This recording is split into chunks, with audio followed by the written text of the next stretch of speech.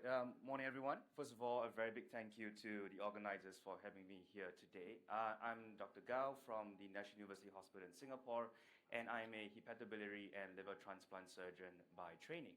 So what I'm here to talk to you today about is essentially the use of XR technology in surgical image guidance and navigation.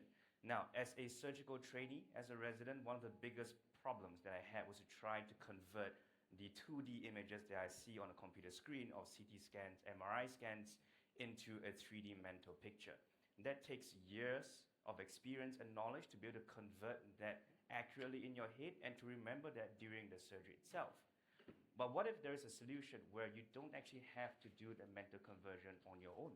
What if there is a device that can show you in 3D what your patient's scans look like so that you can go straight into pre-planning, straight into the operation, and skip all that mental gymnastics altogether?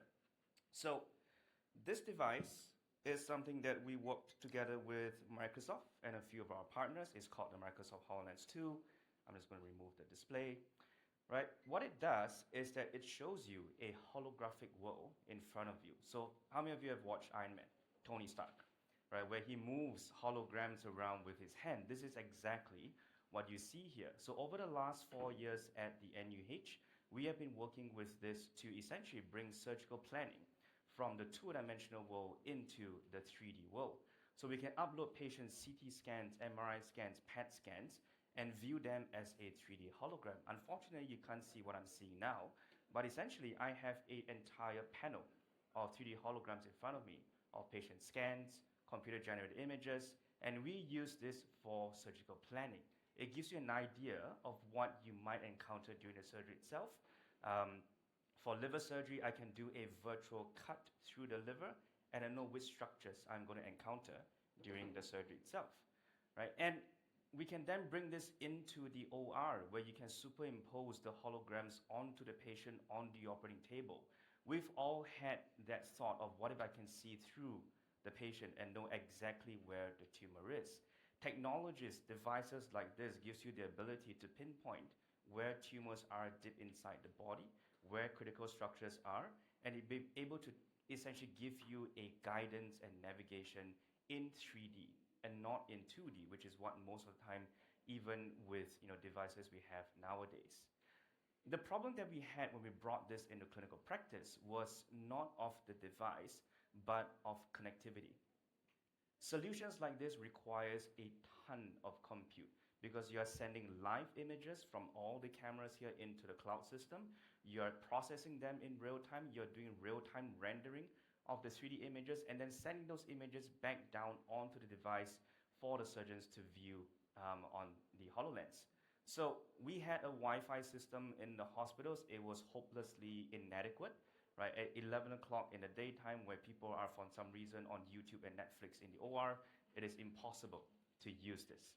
Right, so that's where we worked with our partners at Ericsson Singtel to deploy a private 5G network in the hospital. So we worked for about 9 months to renovate our operating theaters with our own indoor 5G antennas, and now this critical system is entirely on a private 5G network. That means we have priority access when it comes to video transmission, data transmission, cloud access 24 hours a day. And because we have a virtual private network that covers the entire country, not just within the hospital, we can use this anywhere within the country itself on our virtual private 5G network. And what it has allowed us to do is to really scale the deployment of AI onto the network itself. We can deploy more and more complex algorithms to help us to process the real-time images that's coming from this device. Not just the standard camera that you see in the middle here, but the infrared camera as well. We use this infrared camera to identify superficial veins underneath the skin in real time, exactly like how, for example, AccuVein or Vein Finder does, but it displays those veins on the patient's hand through the visor. We can use this to detect autofluorescence from certain tumors by the infrared wavelength that it does. And all this, again, has to be on cloud compute, and that's where the private 5G network comes in so important. The private 5G network has also allowed us to onboard additional use applications onto our hospital's AI system.